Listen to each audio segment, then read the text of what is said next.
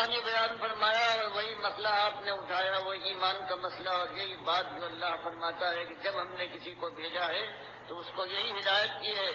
کہ اصلاح کا ایک ہی طریقہ ہے کہ جب خرابی پیدا ہوتی ہے اللہ سے دور ہو جانے سے، مالک کو بلا دینے کے بعد انسان برباد ہوتا ہے، برباد ہوتا چلا جاتا ہے۔ یاد کرے اور پلٹے اپنے مالک کی طرف اور اپنے ایمان کو اور اپنی بندگی کو تازہ کر لے تو پھر خیر و برکت کے چشمے خود بہتے ہیں اور اللہ کی فضائیں اس کے اوپر رحمت کی بارش کرنا شروع کر دیتی ہیں۔ آپ نے اسی مسئلے کو اٹھایا ہے اپنی قوم کے اندر، جو مانتے تھے کہ آسمان کا بنانے والا اللہ ہے، ان کی زبان کا نام تھا اللہ کا، جو مانتے تھے زمین اس نے بچھائی ہے، ہوائیں وہ چلاتا ہے، سارا انتظام اس کے پاس ہے، زندگی اور موت اس کے اختیار میں ہے،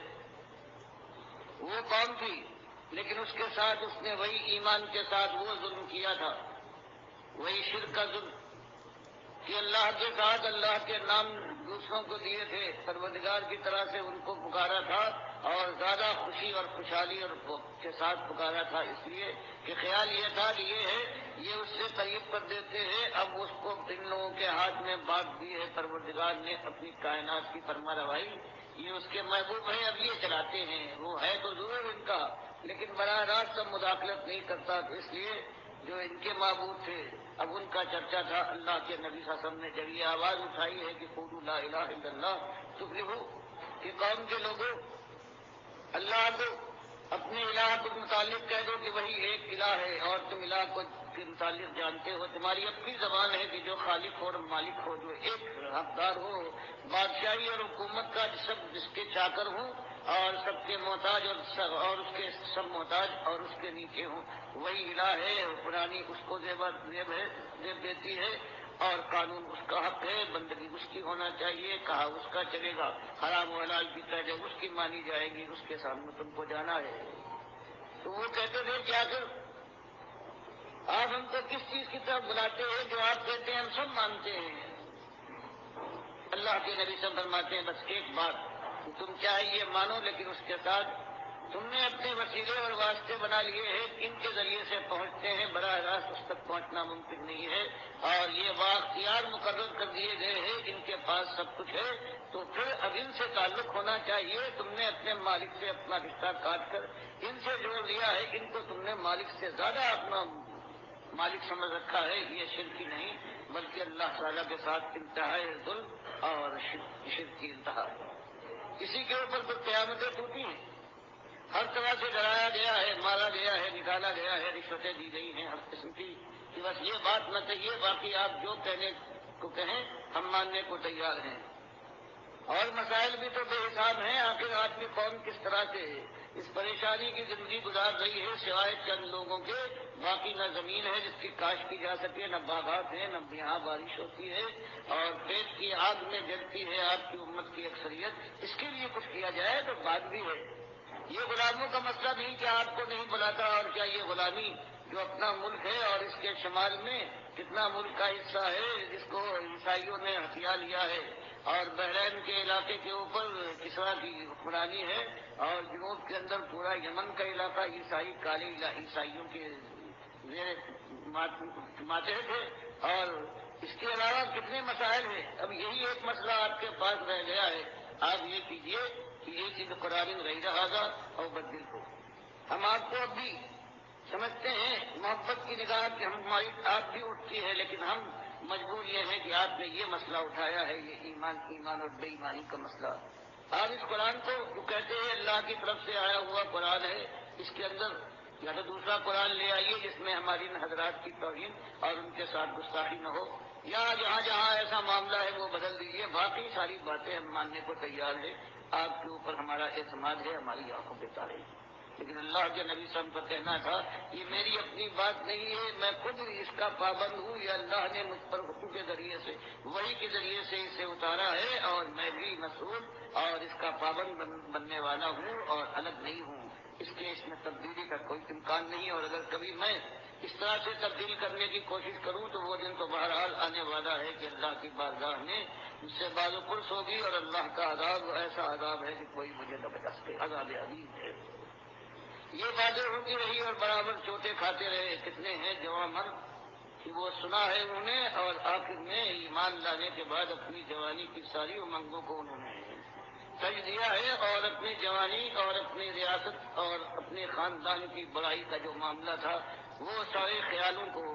انہوں نے پاش کر ڈالا ہے اپنے ایمان کی ٹھوکروں سے، اور پھر ہجرت کی ہے انہوں نے، حبش کی طرف گئے ہیں جوان مرد، اور کتنے ہیں جن مکے میں رہ گئے ہیں، کبھی آگ سے جلائے جا رہے ہیں، کبھی پتھراؤ ہو رہا ہے، کبھی گھسیٹے جا رہے ہیں، کبھی نیزہ مار کے شہید کیے جا رہے ہیں، کیا ڈبکیاں پانی میں دے دی جا رہی ہیں، سب کچھ انہوں نے برداشت کیا ہے۔ پھر ہجرت کا موقع آیا ہے، مدینے کی طرف ہجرت کر جاتے ہیں۔ پھر اس کے بعد یہ بھی 13 سال یہ گزرے ہیں، اور اس کے بعد پھر جنگیں شروع ہو جاتی ہیں اسی ایمان کے لیے، اور ایمان کے مقابلے میں یہ بے ایمان ہر طرف سے نمبر کر آتے ہیں۔ آج بدر ہے، کل احد ہے، آج خندق ہے، اس کے بعد کبھی صلح حدیبیہ ہو رہی ہے، اور پھر 8 ہجری یعنی 21 سال کے قریب یہ دعوت کے کبھی خیال بھی نہیں تھا 21 سال کے بعد یہ دور آ جائے گا کہ ایک آواز سے یہ اللہ کے دین کی بات اٹھی تھی، اور پھر اس کی مخالفت میں زمین اور آسمان میں قلابل ایک کر دیے تھے، لیکن اس کے بعد یہ 21 سال کے بعد یہ ہوا ہے کہ اللہ کے نبی صلی اللہ علیہ وسلم اپنے 10,000 مجاہدوں کے ساتھ مکے کے اوپر طرف بڑھتے ہیں، اور رمضان کے مہینے میں مکے کو فتح کرنے کے بعد پھر اس طرح سے جب داخل ہوتے ہیں، فاتحانہ داخل ہوتے ہیں، تو حال یہ ہے اللہ کی شکر میں کہ اپنی اونٹنی پر بیٹھے ہوئے ہیں، اور بجائے اس کی عقل کے اور شان کے ساتھ سینہ پھلا کر دنیا کی طرف متکبرانہ نگاہ ڈالیں، آپ کا عالم یہ ہے کہ اللہ کے احسان کا خیال کرنے کے بعد کہ مالک سب کچھ تو نے کیا ہے، آپ کی پیشانی جھکی جا رہی تھی کہ کجاوے کی پشت سے لگی جا رہی تھی کہ اللہ اس طرح سے اس پر بیٹھے ہوئے ہیں کہ مالک یہ تیرا احسان ہے، یہ میرے بس کی بات نہیں ہے، نہ میرے ساتھی کچھ کر سکتے تھے۔ اس کے بعد پھر معاملہ آیا کہ جو لوگ مکے کے سردار اور ہمیشہ جنہوں نے دشمنی کی تھی، اب وہ پریشان ہیں کہ اب معلوم نہیں کیا ہو، اب نکلنے کی تیارہ بھی نہیں ہے کہ اپنی فوج کے نرغے سے نکل جائیں، اور یہ اعلان بھی سن چکے ہیں کہ جو اپنا گھر بند کر لے وہ محفوظ، جو خانے کعبہ میں چلا جائے اس کی جان محفوظ، اور جو ابو سفیان ابن حرب جو اللہ کے اتنے بڑے دشمن تھے اب ایمان لانے کے انداز سے وہ اپنا گفتگو کر رہے تھے کہ ان کے گھر میں جو داخل ہو جائے اس کو حفاظت مل گئی اور اس کی جان اور مال محفوظ ہے۔ اس کے بعد جب معائنے کے لیے جب وہ لوگ کھڑے ہوئے جو اس سے پہلے ہمیشہ دشمنی میں آگے آگے تھے، قریش مکہ کے بڑے بڑے سردار، اور ابھی ان کو یقین نہ ہو پایا تھا، دل کے اندر خوف ضرور تھا کہ معلوم نہیں کیا ہمارے ساتھ ہو، ہے تو بڑے رحم دل، بڑے خیال کرنے والے، لیکن ہم نے وہ کچھ کیا ہے کہیں انتقامی کارروائی نہ ہو۔ تو پوچھتے نبی صلی اللہ علیہ وسلم ان سے کہ اب تمہارا کیا خیال ہے، تم نے جو کچھ کیا ہے، اور آج تم نے دیکھ لیا کہ اللہ نے ایمان والوں کو اپنے نبی صلی اللہ علیہ وسلم کو کامیاب کیا اور تمہاری ایک نہ چلی، اب تم کیا اپنے متعلق سوچتے ہو کہ ہم کیا تمہارے ساتھ کرنے والے ہیں؟ تو ہوشیار لوگ تھے، انہوں نے یہ کہا کہ ہم کو تو آپ سے یہ امید ہے کہ آپ بہترین بھتیجے ہیں اور بہترین بھائی ہیں۔ تو آپ نے کہا بالکل تم نے صحیح خیال کیا، لا تصیب علیکم اليوم، جاؤ ساری پرانی چیزیں تمہارے اوپر جو لاگو آتی تھی وہ ساری کی ساری بھلا دی گئی، اب تم طلقاء ہو، اب تم کو کوئی خوف نہیں ہے، تم جا سکتے اور آزاد کر دیا ہے ان کو۔ دیکھیے نبی صلی اللہ علیہ وآلہ وسلم نے وہی آیت پڑھی جو یوسف علیہ السلام نے پڑھی تھی اپنے بھائیوں کے اوپر کہ لا تثریب علیکم اليوم، آج تمہارے اوپر کوئی گرفت نہیں ہے، کوئی سختی نہیں ہے، اللہ تمہیں معاف کرے۔ یہی چیز نبی صلی اللہ علیہ وآلہ وسلم نے کہی تھی جب اس سٹوری کا اینڈ ہوا ہے، اور سورہ یوسف کے اندر جو یوسف علیہ السلام کی سٹوری کا اینڈ ہوا ہے وہ بھی اسی انداز سے ہوا ہے۔ تو جس طرح بھی آپ نے سنا کہ نبی علیہ السلام جب فاتح کی حیثیت سے مکے میں داخل ہو رہے ہیں تو آپ کی کمر جھکی جا رہی ہے گویا اونٹنی کے اوپر، اور اللہ سے فریادیں کر رہے ہیں کہ مالک یہ میرے بس کی بات نہیں تھی، یہ صرف تو نے کیا ہے۔ بالکل وہی انداز تھا یوسف علیہ السلام کا کہ مالک یہ سب کچھ تو نے کیا ہے، یہ میرے بس کی بات نہیں تھی کہ اس طریقے سے یعنی مصر کے اندر جو شرک و کفر تھا اس کا جنازہ نکال دیا جائے اور پوری قوم ہے وہ ایمان خالص کی طرف پلٹی ہے، بت پرستی کا خاتمہ ہو گیا، پھر بھائیوں کے اندر جو شیطان نے آپس میں دشمنی ڈال دی تھی اس کا وار بھی الٹ دیا گیا ہے. اب سارے بھائی بھائی ہیں،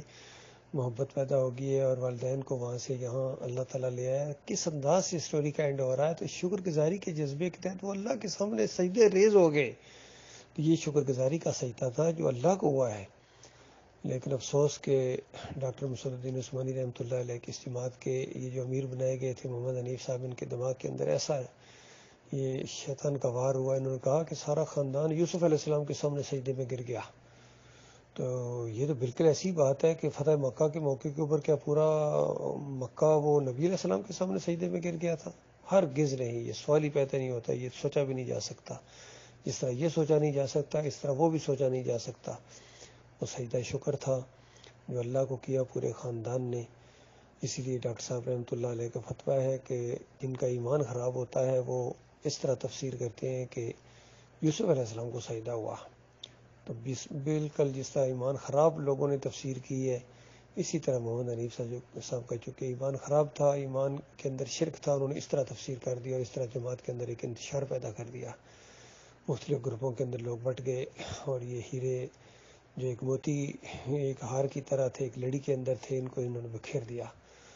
اور 4 سال ہو گئے ان کو سمجھانے کی کوشش کی جا رہی ہے. 2017 سے لے کر ابھی 2021 آ گیا، لیکن یہ ٹس سے مس نہیں ہوتے ہیں. اپنی انا کا مسئلہ انہوں نے بنا لیا ہے. بہرحال یہ اللہ کی آزمائش تھی، یہی اللہ کی مشیت تھی، اور اللہ تعالیٰ نے آزمائش کی ہے اپنے بندوں کی. اللہ کا لاکھ لاکھ شکر ہے، مالک نے ایمان خالص کے اوپر جمائے رکھا ہے. بالکل ہم اسی ایمان کے اوپر ہیں جو آج سے 36-37 سال پہلے جو ایمان کی سمجھ آئی تھی اس جماعت میں آئے تھے، بالکل اسی ایمان عقیدے کے اوپر ہیں. ڈاکٹر مسعود الدین عثمانی رحمۃ اللہ علیہ نے جو دعوت اٹھائی حق دعوت ہے، بالکل اللہ کی رحمت اور شفقت کی وجہ سے دعوت اٹھی ہے، اور اللہ تعالیٰ اس کے اوپر جم جانے کی توفیق عطا فرمائے. بھائیو للہ غور کرو کہاں سے بات چلی تھی اور کہاں پہنچا دی گئی. لہٰذا ایمان خالص کا پلیٹ فارم موجود ہے. ڈاکٹر صاحب کے ساتھی اگرچہ بہت تھوڑے رہ گئے لیکن ہیں وہی اصلی حالت میں اور مضبوطی کے ساتھ جمے ہوئے ہیں. ان کا ساتھ دو، یہ ایمان خالص کا ساتھ دینا ہے. یہ حق اور باطل کی کشمکش ہے، اور اسی کے ساتھ آپ کو آزمایا جا رہا ہے. ایمان خالص کی آزمائش ہے، بڑی شدید آزمائش اب اللہ نے آپ کی ہے کہ آپ کے دلوں میں اللہ کا وقار ہے یا محمد حنیف صاحب کا وقار ہے. تو یہ امیر کیا اس لیے بنائے گئے تھے کہ اللہ کی کتاب کے مقابلے میں ان کو کھڑا کر دیا جائے. جماعت اس لیے بنی تھی کہ نبیوں ولیوں کو سجدے ثابت کرنے شروع کر دیے جائیں. افسوس ہے میرے بھائیو، افسوس ہے تم نے اللہ کی قدر نہ کی، تم نے اللہ کے ایمان کی قدر نہ کی، اور ایمان خالص کی تم نے پرواہ نہ کی. ڈاکٹر صاحب اس کے اوپر بحثیں کرتے رہے، جھگڑے کرتے رہے مولویوں کے ساتھ. کہا کرتے تھے نہیں حضرت وخروا لہ سجدا، کہ حضرت صاحب تم غلط کہہ رہے ہو جو یوسف علیہ السلام کو سجدہ مان رہے ہو. سارا کے سارا خاندان اللہ کے سامنے ان رحمتوں اور برکتوں کی وجہ سے جو اس خاندان پر کی اللہ تعالیٰ نے، وہ اللہ کے سامنے گر پڑے. لاہو کی ضمیر اللہ کے لیے، اللہ کے اس طرح زور دیتے تھے، دو مرتبہ کہا کرتے تھے اللہ کے لیے، اللہ کے لیے، اتنا زور دے کے گئے. لیکن پتہ نہیں پھر بھی محمد حنیف صاحب کی سمجھ میں بات نہیں آئی ہے، اور ضد اور ہٹدرمی کی وجہ سے اپنے مشرکانہ عقیدے پر جم گئے، اور کتنوں کو ساتھ جہنم کے آگ کا ایندھن بنا دیا انہوں نے. اللہ توبہ کرو، معافی مانگو، اپنے مالک اور خالق کی طرف پلٹو، ایمان خالص کی طرف میرے پیارے بھائی ہو.